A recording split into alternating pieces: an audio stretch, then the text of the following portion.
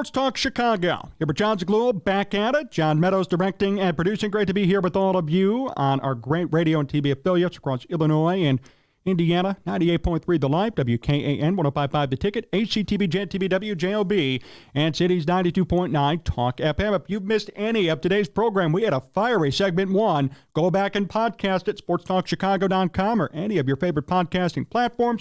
You can also subscribe to us on YouTube. We are nearing 20,000 subscribers, and every single subscription will help. Hit the subscribe button, hit the like button, and join us at Sports Talk Chicago on YouTube. It's great to be here with all of you. Fun first segment. We have former teammates of Justin Fields in college claiming that he's a winner and claiming that the Bears are going to regret if they trade Justin Fields. Oh, boy. You're going to want to go back and hear that in segment one if you really want to hear what I had to say about that. That was pretty funny. But here's an interesting fold in the Justin Fields narrative and saga here in Chicago. So, Justin Fields' former teammates claim that the Bears may regret trading Justin Fields. Yet Adam Schefter this week said on ESPN 1000, quote, that the Bears may get a number one for Justin Fields. That's news to me. During an appearance on Waddle and Silby on ESPN 1000 in Chicago, Adam Schefter said that should be fair. He thinks the Bears could even get a better pick. Definitely, Schefter said when asked if he thinks Chicago would get a second-round pick for Fields, I think they might get a number one. They might get a number one pick for a quarterback who's 10-29, who's never thrown for 3,000 yards. Yes, because there are certain teams that are that needy at the position. And I said this a couple of weeks ago, and I'll say it again here. Maybe it's not true. Maybe Adam Schefter's just stirring the pot and trying to get people excited. Maybe he is. Maybe the Bears paid him off to spread rumors and try and get people excited about it. Whatever the case may be, I will say this, okay? Theoretically, it does make sense for the Bears to demand a number one pick for Justin Fields, a first-round pick. And here's why. Here's my case for why a team should be paying a first-round pick to acquire Justin Fields. Theoretically, he is a quote-unquote rookie quarterback. When you compare him to the quarterbacks who are available right now, you don't know about the veteran market yet, and the veteran market, frankly, is going to be thin as it is. You might find somebody for a one-year deal. You might not. I don't know. I mean, maybe Joe Flacco is going to be out there after a couple of nice games in Cleveland. Carson Wentz might be available, but really, it's up in the air. Justin Fields, like Caleb Williams and Drake May, J.J. McCarthy, is young, still has an opportunity to develop further if he's coached correctly, and has a chance to go to a good situation and thrive. I think it's possible. Just like all of these other quarterbacks, I would seriously compare him to Williams and May and McCarthy, and then Fields right there. He's essentially a part of this draft class. This is a unique situation. This is not how it's been in the past. The veteran quarterback market is thin. There's not much there. So you're left with what you have here. And if you're a team that's quarterback needy but does not have a top pick, you're going to be shut out of the Caleb Williams and Drake May and maybe even J.J. McCarthy discussion, because now some are saying J.J. McCarthy might even go top 15, top 20. So what are you going to do if you're a team that needs a quarterback? Well, in the trade market, you have somebody like Justin Fields who has NFL experience, who's played 3 seasons in the league, about 40 games, who has raw talent but just has not had it fully developed and maybe hasn't had a great coach or a great coaching experience. You could trade for him, essentially start his career fresh. He'd be in a new situation. He'd be, quote-unquote, a rookie quarterback in a new system with a new team and a new coach. And you could get him and potentially even retain him with a team-friendly deal. Maybe you trade for him. He has 2 years left on his contract. You add another 2 years, right? And then keep him at this lower salary for more time. So I don't think it's that crazy for the Bears or even for Adam Schefter to come out and say he could be worth the top pick. He could be worth the first-round pick. I don't disagree with that. Look at the situation. I mean, if you're a team that really needs a quarterback, what are you going to do? There is not much out there for veterans. You can look to the actual trade market for veteran quarterbacks too, but that's still sparse at best. And then everybody knows that Justin Fields could be on the market, and it could even turn into a bidding war where teams are really just so desperate that they will offer a first-round pick on top of that, too. And if not, they're going to draft somebody in the first or second round. So I think this year is a unique situation for the Bears, is a unique situation for Justin Fields, and is a unique situation for teams that may or may not be interested. That's why I don't think it's crazy for Adam Schefter to say that it's possible for the Bears to get a number 1 first-round pick for Fields if they trade him. The selection for these teams who desperately need a quarterback is not promising. I mean, I know for a fact that Pittsburgh needs a quarterback, right? Atlanta needs a quarterback. And there are teams who may need one in the future, right? Like the Rams, for example. How much longer is Matthew Stafford going to play for and then be effective for? Maybe a couple of years? You don't know. Not even. Could be only 1 or 2 years.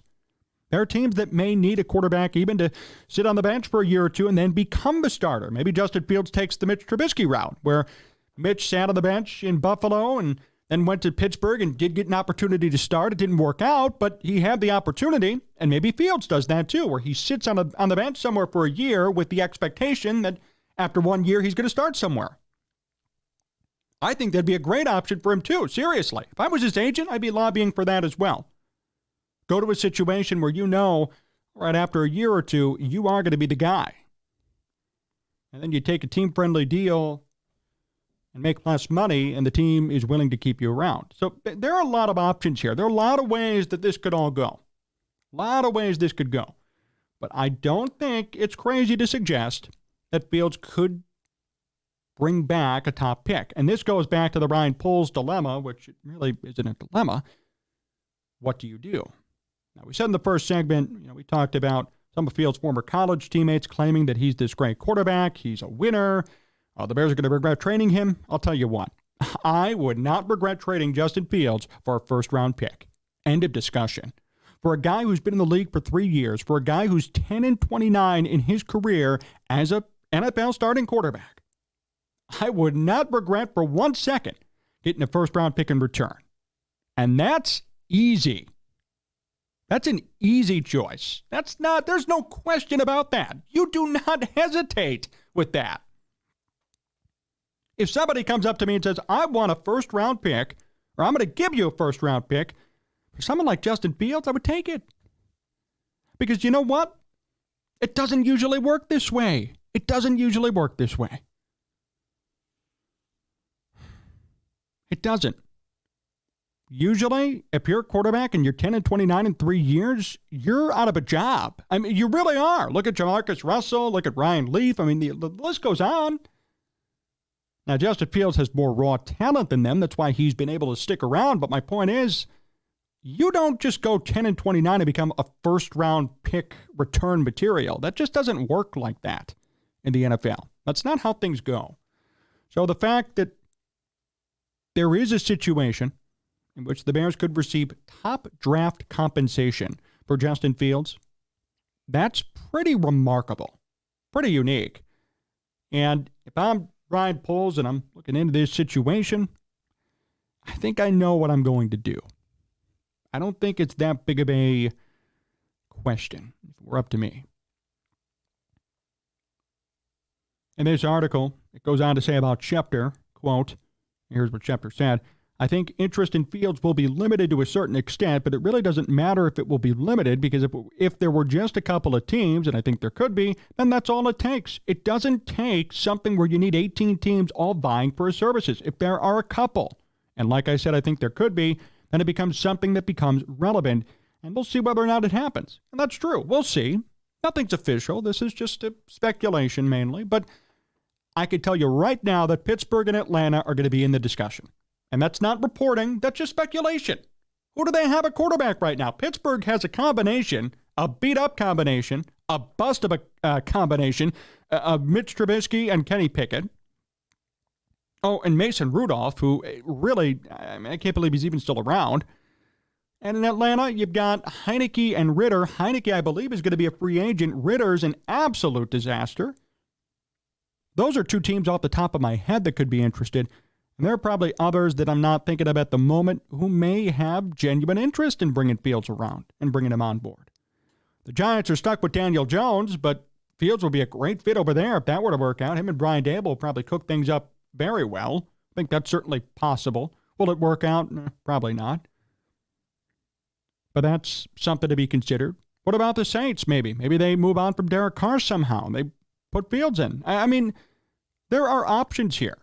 But the two that really stick out to me are Pittsburgh and Atlanta. They need quarterbacks. They have nothing. And the Commanders, too. Sorry, that's a third one. Because the Commanders, as far as we know, are interested in Caleb Williams. But they don't have a high enough pick. They're going to have to move up. And if they don't, Fields is right there. And Fields would fit in. Fields would fit in over there, I believe. We'll have a couple of decent wide receivers. Terry McLaurin's going to be there. He could do something in Washington. So there are three teams who probably have serious interest, legitimate interest. Commanders, Steelers, Falcons. And as Schefter said, and I agree, even if there are just a couple of teams, it becomes a bidding war, and it becomes a process, and it becomes who is going to give the best offer available. And I'll tell you what, if only those three teams even are bidding against one another secretly, all to Ryan Poles is going to be at the table licking his chops asking for the world, as he should be. Because at the end of the day, the Bears don't need Justin Fields. They could keep him if they want to, but they don't need to. They have another quarterback who they could take at number one and take care of this whole situation easily. And then from there, if you're offered a first-round pick, take it and move on. Simple. So this is nice. This is nice. And I like the situation that Chicago's in right now.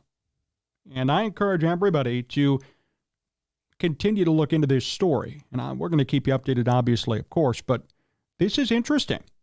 And I like where this is going. If you're the Bears, you have the ultimate say in how anything goes. I mean, you're in the clear.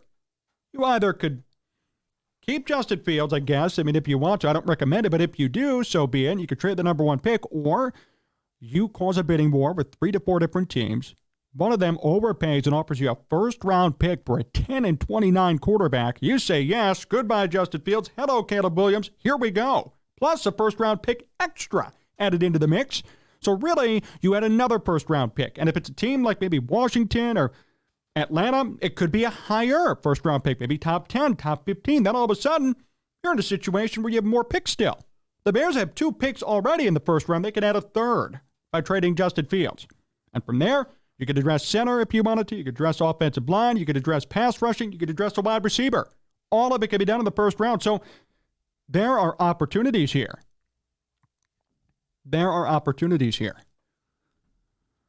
So I implore you Bears fans to not dismiss this or write it off and say, all right, we got to keep Justin Fields, and I don't want to hear what this John guy has to say. No, I'm telling you right now, this is coming from Adam Schefter, and if you're offered a first-round pick, you take it. For a 10-29 quarterback, you've got to take it. You got to take it. I don't care if you have an affinity for Justin Fields. You're going to tell me right now, if you're up at a first-round pick for this guy, you're not going to do it? You're going to be like, no, I like him way too much. Come on. Justin Fields is a nice guy. He works hard, but I am not going to be vouching and sticking my neck out for a 10-29 quarterback. At the end of the day, if you're given a top pick, you go. You do it. That's it. It's that easy. And then from there, you put more into your war chest. You draft more in the first round. You have an extra first-round pick, and you make the best decisions that you need to do as an organization to bolster your team in full. Not just the quarterback position, not just this position or that one, everybody.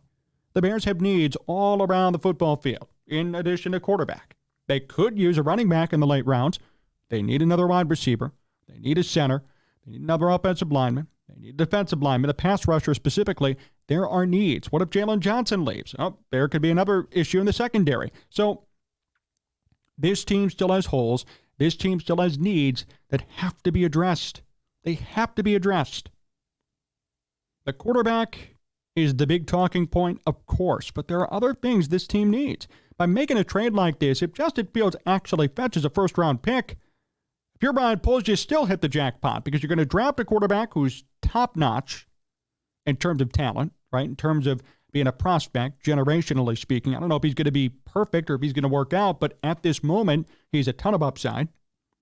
And then from there, with the other 2 first-round picks you'll have by completing the trade, you can address major needs, and then you still have picks in the later rounds too. This is promising. This is promising for the Bears. This is something good. Fields fans are going to spin this into some negative hit piece, but I'm telling you right now, this is a good spot to be in if you're Chicago. This is a good spot to be in if you're the Bears. This is where you want to be. So, I don't know. Well, we'll see how this one plays out. But for Adam Schefter to come out and say that the Bears could get a first-round pick, there's clearly some meaning behind that. And even if it's just speculation now, I'm sure there have been talks on the back channels about what the Bears could be asking for Fields. And as he said correctly, if there's a bidding war, if there's an issue, if a couple of teams are interested and it turns into this situation where everybody's wanting Justin Fields, I'll tell you what, that's a first-round pick right there. And I want to say one more thing, too. I think everybody has to sit down and understand that you don't get a first-round pick usually for quarterbacks who are unsuccessful. I mean, that's like trading Josh Rosen for a first-round pick, right? Remember in Arizona, he went 3-13 in his rookie year. Then they drafted Kyler Murray immediately, and then Josh Rosen was kind of like, what the hell? And they just kind of sent him away, right? They didn't get a first-round pick back for Josh Rosen when they traded him to Miami. That didn't happen, okay? Josh Rosen was traded for a bunch of potatoes, a sack of potatoes, then he sat on the bench, and now he's out of the NFL. You don't get a first-round pick for a failure of a quarterback. Justin Fields, whether you like it or not, is 10-29. So if somebody is actually willing to offer you a first-round pick, it's a no-brainer. You do it. You do it. Whether you like it or not, you do it. You're not going to be getting, usually, this top pick, this great compensation for somebody who just can't play the game. And for Justin Fields, who's 10-29, he's had a lot of issues. He's done fine, but he's had some issues. The fact that the Bears could be getting something that big, you take it and you run with it, and you don't look back. That's something the Bears have to do. And my hope is that they put logistics, that they put truth above feelings, and put truth above what the fans want them to do, and say, look, this is the best move for the organization. Not the best move for Justin Fields, not the best move for the fan base, the best move for the organization and its future success. Because if they go that route, they're going to be fine. If they don't, more mediocrity to come.